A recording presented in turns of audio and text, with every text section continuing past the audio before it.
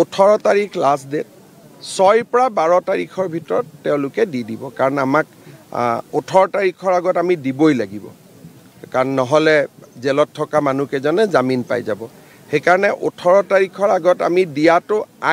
আইনৰ মতে আমি বাধ্য কিন্তু নমস্কাৰ জুবিন দা মৃত্যু হোৱা আজি 2 মাহ ধৰি পাৰ হৈ গ'ল কিন্তু এতিয়াও আমি ন্যায় পোৱা নাই কেতিয়া হ'ব জুবিন দাৰ মৃত্যুৰ তদন্ত চাৰ্জশিট কেতিয়া দিয়া হ'ব সম্পূৰ্ণকৈ মুখ্যমন্ত্ৰীয়ে এটা আলোচনা কৰিছে তো আপোনালোকে নিউজটো সম্পূৰ্ণকৈ চালে গম পাবা যে জুবিন দাৰ ন্যায় কেতিয়া দিব 8 তাৰিখ 10 তাৰিখ মানে 18 ডিসেম্বৰ লাষ্ট চাৰ্জশিট বা দাখিল কৰা হ'ব এনেকুৱা এসআইটিৰ পৰা সম্পূৰ্ণকৈ চাই মেলি আমাৰ কেনেকৈ জুবিন দাক হত্যা কৰিছিল আৰু কোনে হত্যা কৰিছিল কোন এজনে হত্যা কৰিছিল জুবিন দাক সেমকানু সিদ্ধাৰ্থ সেইবিলাক গোটাই দাখিল হ'ব বা এসআইটিয়ে এইবিলাক কথা কোনো আলোচনা কৰিব ঠিক তেনেদৰে আমাৰ মুখ্যমন্ত্ৰীয়ে আলোচনা কৰিছে অতি সোনকালে কৰাই দিম আৰু সকলো ৰাজ্য ৰাজাসকলক চকু মেলি দিম যে জুবিন দাক কোনে হত্যা কৰিছিল এজন মানুহে হত্যা কৰিছিল আৰু 4জন মানুহে সহায় কৰিছিল তেনেহলে জুবিন দাক কোনে হত্যা কৰিছিল সিদ্ধাৰ্থ শৰ্মা কৰিছিল না সেমকানু কৰিছিল না শিখৰ জ্যোতিয়ে কৰিছিল এইবিলাক কথা আহিব যেতিয়া 8 তাৰিখ আহিব বা 10 তাৰিখ আহিব এতিয়া সেমকানু আৰু সিদ্ধাৰ্থ কাৰাগাৰৰ পৰা কোৰ্টলৈ আহিব লগা হ'ব তেতিয়া হলে সকলো সম্পূৰ্ণ কথাবোৰ আমাৰ এসআইটিৰ মাজত সকলো ফিনিশ হৈ যাব ঠিক তেনেদৰে আপোনালোকে নিউজটো সম্পূৰ্ণকৈ চালে গম পাবা এতিয়া নিউজটো চাই ল'ব আৰু কোনটো ডিস্ট্ৰিক্টৰ পৰা আপোনালোকে মোৰ ভিডিঅ' চাই আছে এটা কমেন্ট কৰি জনাব ঠিক আছে মোৰ চেনেলত প্ৰথমবাৰ স্বাগতম জনালো যদি চেনেলত নতুনবাৰ আহিছে সাবস্ক্ৰাইব কৰি ল'ব ভিডিঅ'টো শ্বেয়াৰ কৰি দিব আৰু জুবিন দাৰ কাৰণে এটা জাষ্টিস ফৰ জুবিন গাৰ্ড এটা কমেন্ট লিখি দিব ঠিক আছে ভিডিঅ'টো চাই লোৱা এসআইটিয়ে খালি তেওঁলোকৰ মুখ কোৱা মতে প্ৰায় 3500 ডকুমেণ্ট আছে গতিকে 3500 ডকুমেণ্ট এডভোকেট জেনেৰেলৰ লগত কালিও মিটিং হৈছে ফাইনেল কৰাৰ কাৰণে গতিকে 18 তাৰিখ লাষ্ট ডেট 6 পৰা 12 তাৰিখৰ ভিতৰত তেওঁলোকে দি দিব কাৰণ আমাক 18 তাৰিখৰ আগত আমি দিবই লাগিব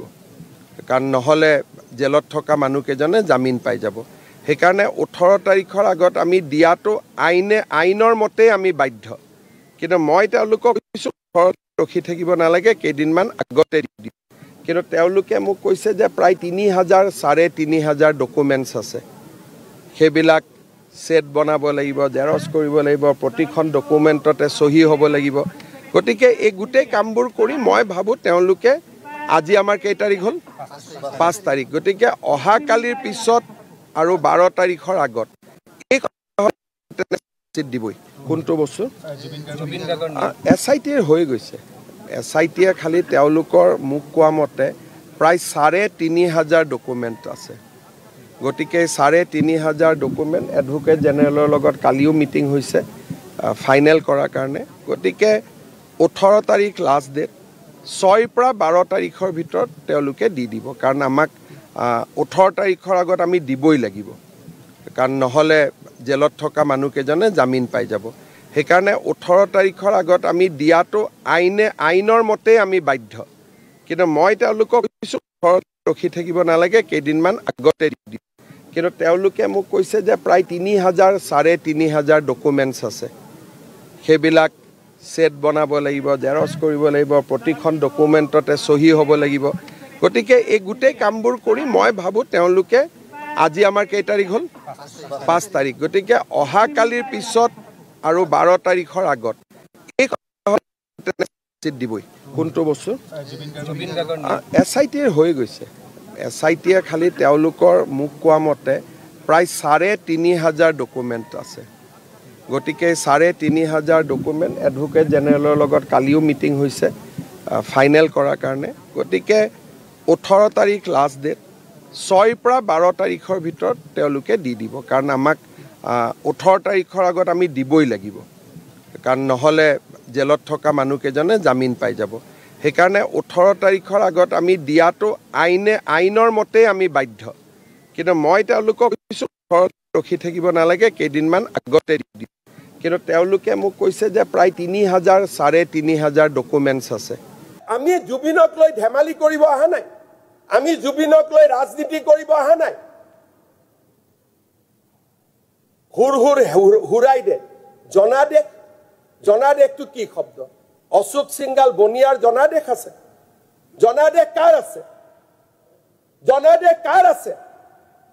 জনাদেশ সেইসকলৰ আছে যোনে অসমৰ ফৰেষ্টত 46 লাখ বিঘা মাটি দখল কৰি আছে জনাদেশৰ কথাই বনিয়াক নুবুজায় মোক অসমীয়া কথা শিকাব প্ৰয়োজন নাই তাৰমানে অশোক সিংগালক জুবিনদাৰ মাটি ল'বলৈ দিব অশোক সিংগালক জুবিনদাৰ মাটি ল'বলৈ দিব এতিয়া তেওঁলোক কলৈকে আহিছে চক তেখেতসকলৰ কথাটো ক'ত জুবিন গাৰ্গৰ মৃত্যুৰ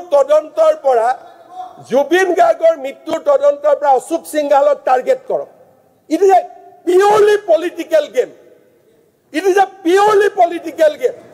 সিদ্ধাৰ্থৰ গোটেইখিনি তদন্ত হ'ব লাগে স্যাৰ পলিটিকেল হয় নে নহয় মুখ্যমন্ত্ৰীক সমৰ্থন কৰি সিদ্ধাৰ্থৰ দুখ নাই শ্যাম কানুৰ দুখ নাই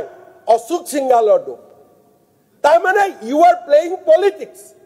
আজি অসমৰ মানুহে অশোক সিংগালক মাটিৰে বিচাৰিছো মাটি বেলেগ কৰি আনক না প্ৰস্তাৱ এটা অধ্যক্ষ মহোদয় মই কতো মাটি দিয়া নাই বেলেগ কৰি প্ৰস্তাৱ আনক জুবিনৰ লগত লিংক নকৰিব ৰিলিভেন্ট নহয় আজি অধ্যক্ষ মহোদয় জুবিনৰ স্মৃতিৰ কাৰণে যেতিয়া মই মাটি দুখৰ দিছিলো কি কৈছিল এখন শ্মশান এখন অমুক তাত মুখ্যমন্ত্ৰীয়ে কিয় মাটি দিব কোনে সমালোচনা কৰিছিল তেতিয়া আজি তেওঁলোকৰে সমাধি ক্ষেত্ৰখন মৰমৰ হৈ পৰিল যিদিনাখন মই মাটি দিছিলো কৈছিলে না নাই যে এখন জুবিন শ্মশানত কিয় মাটি দিলে আজি জুবিন গাৰ্গৰ কাৰণে মই গৌৰৱ নকৰো একো নকওঁ সময়ে ইতিহাসে ইয়াক হিচাপ কৰিব যে জুবিন গাৰ্গৰ কাৰণে অসম চৰকাৰ আৰু বিজেপিয়ে কি কৰিছে উই আৰ ষ্ট্ৰং আমি কতো ভুল কৰা নাই we have to play games with the criminals আমি ক্ৰিমিনেলৰ লগত গেম খেলিব লাগিব আৰু ক্ৰিমিনেলে মোৰ গেমত ভৰি দি অলপ সময়ৰ কাৰণে অসতৰ্ক হৈ গ'ল and we could arrest Siddharth immediately জুবিনৰ 13 দিনৰ দিনাখন শ্ৰাদ্ধৰ 13 দিনৰ দিনাখন we have arrested almost all the accuse আৰু আজিলৈকে কোনেও বেল পোৱা নাই বিহু কমিটিক মতাটোৱে আজি সাংসাৰী বিহু কমিটিৰ যিটো এভিডেন্স কাৰণ all these evidence has come to government মই ফাইলত সহি মাৰি দিল্লীলৈকে পঠাইছো কাগজ so I am aware today officially because investigation is completed MHCৰ পৰা অনুমোদন আহাৰ লগে লগে বিহু কমিটিক যদি নামাতে this investigation will not be completed আৰু তাত কৈছে আপোনালোকে কিয় মাতিছে আজি গুটেই ঘটনাটোৱে হৈছে টকা পইচাৰ কাৰণে আৰু যদি জুবিনৰ যিটো মেইন উপাৰ্জনৰ উৎস তেওঁলোকক যদি আমি নুখুদো আমি ইয়াত কি আৰ্গুমেন্ট কৰি আছো উদ্দেশ্যটো সিদ্ধাৰ্থ শৰ্মা শাস্তি পোৱাটো আমি বিচাৰিছো নে নাই শ্যাম কানু মহন্তই শাস্তি পোৱাটো আমি বিচাৰিছো নে নাই আজিতো ইয়াত সব খালি এসআইটি বেয়া তাৰমানে কোন ভাল অধ্যক্ষ মহোদয় মই পবিত্ৰ সদনক আশ্বাস দিছো যে জুবিনৰ মৃত্যুৰ ঘটনাৰ তদন্ত অসম চৰকাৰে যিটো ক্ষিপ্ৰ গতিত কৰিছে ইয়াৰ সমান্তৰালে একো নাই আদালতে কি জাজমেন্ট দিব that is a job of a court but I have faith in my team যে আমাৰ টিমে প্ৰফেশনালি কাম কৰিছে আমি বহুত কথা উলিয়াইছো যি কথা অসমৰ ৰাইজে আগতে জনা নাছিল আৰু যেতিয়া আমি চাৰ্জশিট দিম অসমৰ ৰাইজে বহুত কথা জানিব পাৰিব আৰু বিহু কমিটিক মতা কিমান জৰুৰী আছিল তাকো অসমৰ মানুহে জানিব পাৰি জুবিনৰ হত্যাকাণ্ডৰ দুটা দিশ আছে আমি মাৰ্ডাৰ কেছৰ ওপৰত চাৰ্জশিট দিম কিন্তু এই তদন্ত চলি থাকিব কাৰণ ইয়াৰ লগত আৰু এটা দিশ জড়িত আছে নেগলিজেন্স জুবিনৰ হত্যাৰ আগতেও জুবিনক নেগলিজেন্স আৰু ক্ৰিমিনেল বিচ অফ ট্ৰাষ্ট কৰা হৈছিল যেহেতু তদন্ত হৈছে তদন্তৰ পৰিসৰ আৰু বাঢ়িব এসআইটিয়ে প্ৰথম চাৰ্জশিট দিব ঘটনাটোৰ ওপৰত মাৰ্ডাৰৰ ওপৰত বাট আফটাৰ ডেট ইজ ডান আমি আৰু এটা তদন্ত কৰিবলৈ নিৰ্দেশ দিছোঁ কাৰণ বহুত কথা তেওঁৰ উপলব্ধ হৈছে the story begin from before Covid the story begin আজি লাষ্ট 8 বছৰৰ পৰা এটা ডাঙৰ ষ্টৰী চলি আছে তাৰ প্ৰমাণ আমাৰ লগত আছে সেইকাৰণে মই এসআইটি কৈছোঁ যে 8 তাৰিখে আপোনালোকে মাৰ্ডাৰ কেছৰ চাৰ্জশ্বিট দিয়ক তাৰ পিছত expand the inquiry যাতে আমাৰ জুবিনক জীবিত কালত এজন মানুহেও যদি অন্যায় কৰিছিল সেই মানুহজনক হাৰি যাব নোৱাৰে আমি ইমান দূৰলৈ যাম বুলি আমি সিদ্ধান্ত লৈছো মই ভাবো সময়ৰ কখতি খিলে আমাক প্ৰমাণ কৰিব যে অসমৰ যুৱ প্ৰজন্মৰ হাৰ্টথ্ৰব আমাৰ মৰমৰ আদৰৰ জুবিন গাৰ্গক ন্যায় প্ৰদান কৰিবৰ কাৰণে এইখন চৰকাৰে লোৱা প্ৰচেষ্টা এসআইটি তদন্ত নোহোৱালৈকে এসআইটিৰ বিপক্ষে কথা কৈ তেওঁলোকক ডিমৰালাইজ নকৰিব দেখিছ মামাৰ কথা শুনি আমি ভাল লাগিল যে জুবিন দাক ন্যায় দিব সঁচাকৈ তা আমি ৱেইট কৰি আছোঁ যে ডিচেম্বৰ মাহত এনেকুৱা তদন্তটো চলিব